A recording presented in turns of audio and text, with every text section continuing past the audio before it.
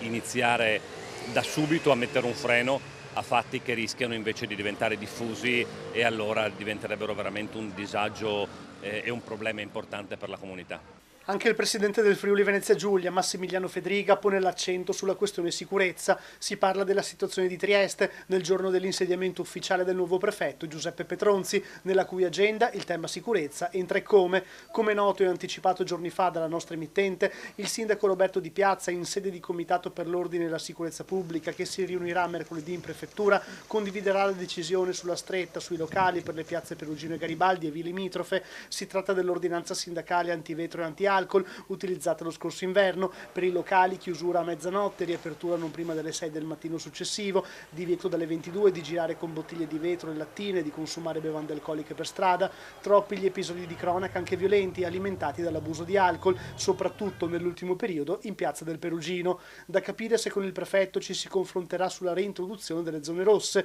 Sul tavolo anche la questione della gestione del Porto Vecchio, i cui magazzini sono occupati dai migranti. Io vedrò oltretutto il prefetto domani, intanto devo fargli nuovamente i complimenti per la nomina. Penso che sia una persona che ha dimostrato il suo valore facendo il questore a Trieste anche la conoscenza del territorio.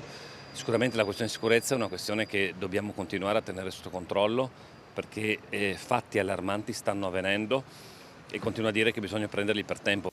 Infine una battuta sulle ripercussioni economiche per la regione con i dazi al 15% dopo l'intesa trovata fra Bruxelles e Washington per le esportazioni europee oltreoceano.